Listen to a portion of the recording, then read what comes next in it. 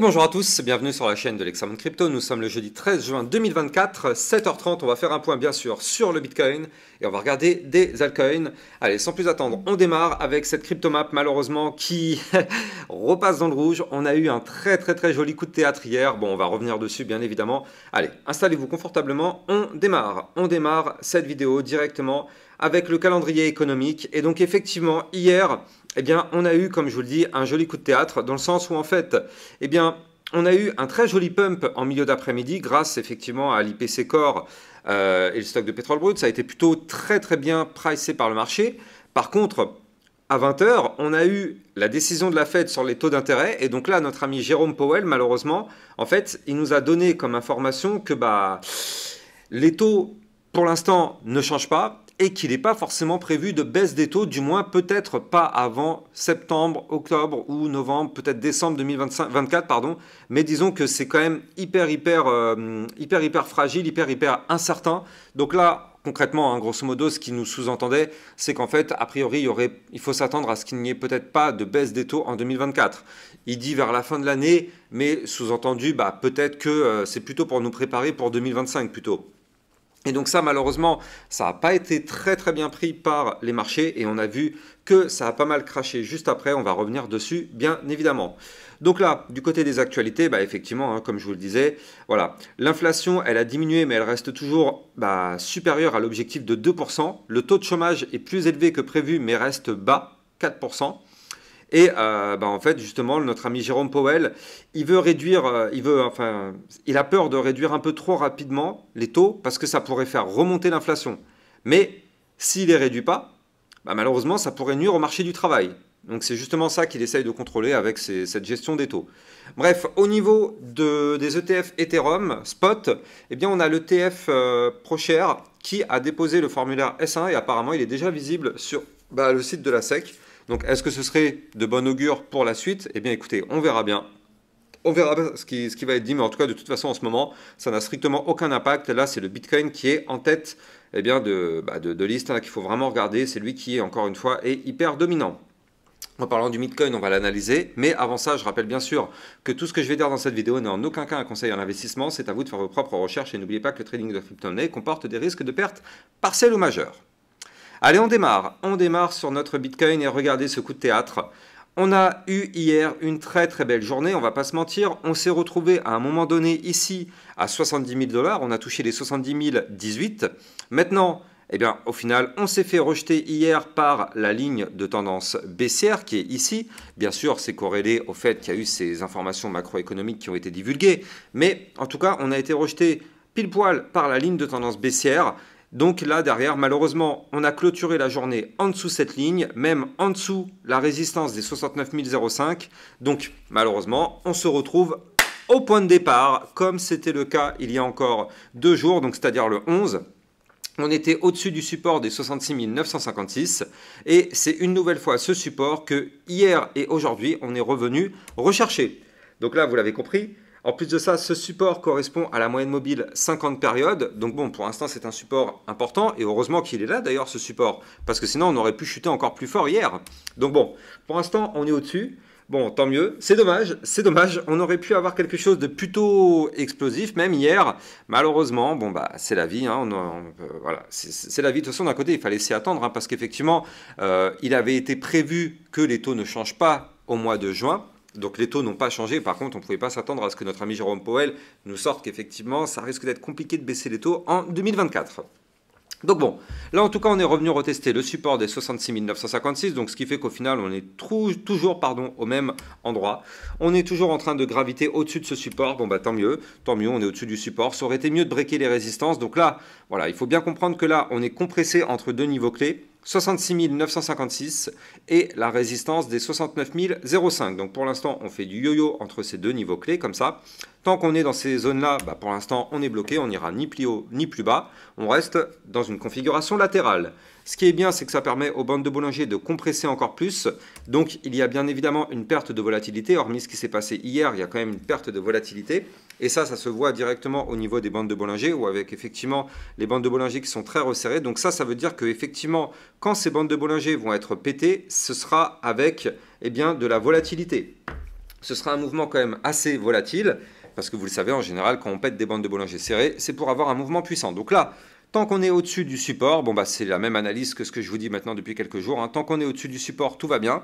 Si par contre on perd ce support, attention, on viendra chercher les 65 535, puis les 64 464, et l'idée ce serait de faire le double top ici. Ce double top permettrait d'aller chercher le bas du range à 60 777 $, et n'oublions pas que en vue hebdomadaire, eh bien si on chute et qu'on va chercher les 60 777 $, ça nous formerait là un gigantesque double top qui cette fois-ci nous ferait tomber à 51 400 $. Donc bon, soyons extrêmement prudents. Pour l'instant, ce n'est pas le cas. Pour l'instant, on est toujours au-dessus des zones de support, donc ça va. Ce qui est intéressant quand même, et il faut le noter, c'est que du côté du Bitcoin, ici, vous le voyez, on a quand même fait un point bas plus haut que le précédent et un point haut plus haut que le précédent. Donc là, depuis ici, donc depuis le 11 juin, on est sur une toute petite tendance haussière ici. C'est très fragile, c'est très précaire, c'est vrai, mais ça a le mérite d'exister. On a une toute petite tendance haussière qui est là. Pour l'instant, ça a l'air de tenir. Tant qu'on est au-dessus du trait bleu que je viens de vous dessiner, qui est une ligne de tendance haussière, pour l'instant, tout va bien.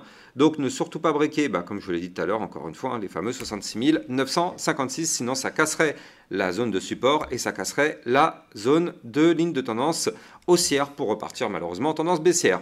En vue 4 heures, on est en dessous du ruban de moyenne mobile. Hier, on a tenté une excursion au-dessus, vous le voyez, en tentant de breaker les 69 005.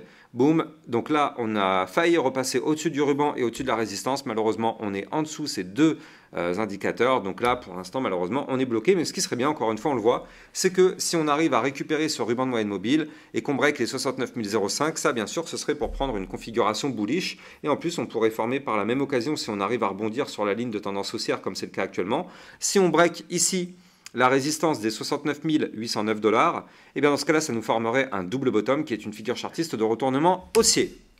Donc pour l'instant, ça reste tout de même hyper incertain. Donc, et même d'ailleurs, du côté du calendrier économique, c'est pas terminé encore. Hein. C'est que ça, oui, du côté du calendrier économique, c'est pas terminé parce qu'aujourd'hui, on est le 13 juin. Regardez, à 14h30, on va avoir les inscriptions hebdomadaires au chômage. Donc là, pour l'instant, on s'attend à une baisse des inscriptions. Donc attention, hein, si on a une hausse, forcément, ça aura des impacts. Et on aura aussi à 14h30 prix à la production mensuelle. Donc ça, c'est pareil, ça risque d'avoir effectivement des impacts. Et demain, à 17h, on aura le rapport sur la politique monétaire de la Fed.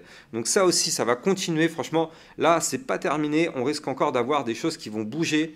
Donc soyons vraiment extrêmement concentrés. C'est le Bitcoin, encore une fois, qui dicte sa loi. On est actuellement sur une Bitcoin dominance qui continue de pousser. Regardez ça, on a une Bitcoin dominance qui se trouve actuellement à 55%. Donc du coup, vous l'avez compris, ça reste tout de même extrêmement fort. Donc pour l'instant, tous les yeux doivent être rivés une fois de plus sur notre Bitcoin. Allez, on va en profiter tout de même pour regarder ce que nous fait notre Solana. Le Solana, malheureusement, forcément, dès que le Bitcoin chute, tout le marché crypto chute avec lui. Et là, on a un Solana, malheureusement, qui lui aussi s'est fait rejeter. Donc, on a tenté hier tout de même de breaker le range. Hein, ça aurait été pas mal. On a failli breaker ici la zone des 158,29. Malheureusement, vous le voyez, on a fait une tentative, mais on n'a pas réussi à breaker. Au final, on a quand même réussi à casser la résistance des 153 $. Donc on a clôturé au-dessus, donc cette résistance se transforme actuellement en support. On est actuellement en train de retester ce support, donc le Solana, tant qu'on est au-dessus des 153,04, entre guillemets, ça va. Si on perd ce support, attention, risque de chute plus violente. L'Ethereum, regardez, du côté de l'Ethereum, attendez, c'était là, hop, on est en plein dans ma boîte de recharge. Regardez, souvenez-vous, pour tous ceux qui suivent mes vidéos depuis quelques temps, d'ailleurs, au passage, avant de rentrer dedans, je rappelle que dans le club Lexa Rocket, vous le savez, eh bien, je vous diffuse d'autres vidéos, encore plus que ce que vous pouvez avoir sur YouTube. Hier, on a analysé la crypto Injective, on a vu la crypto Polix, on a vu la crypto Hondo, on a vu aussi quoi, le Bake, enfin bref.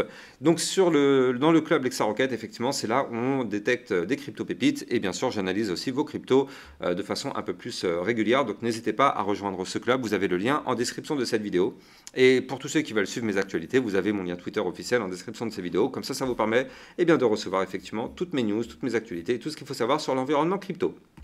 Alors, du côté de l'Ethereum, là, vous le voyez, on est revenu retester ma boîte de recharge. Donc là, tant qu'on était au-dessus ici des 3647 $, entre guillemets, ça va. Maintenant, on a breaké, on a réintégré cet ancien range. Donc là, pour l'instant, on est dedans.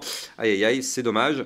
On a été chercher le support des 3524 $. Pour l'instant, c'est ce qu'on est en train de retester. Donc tant qu'on est au-dessus des 3524 $ et qu'on arrive à clôturer une journée au-dessus, entre guillemets, ça va. Si on perd ce support, malheureusement, soyons extrêmement prudents.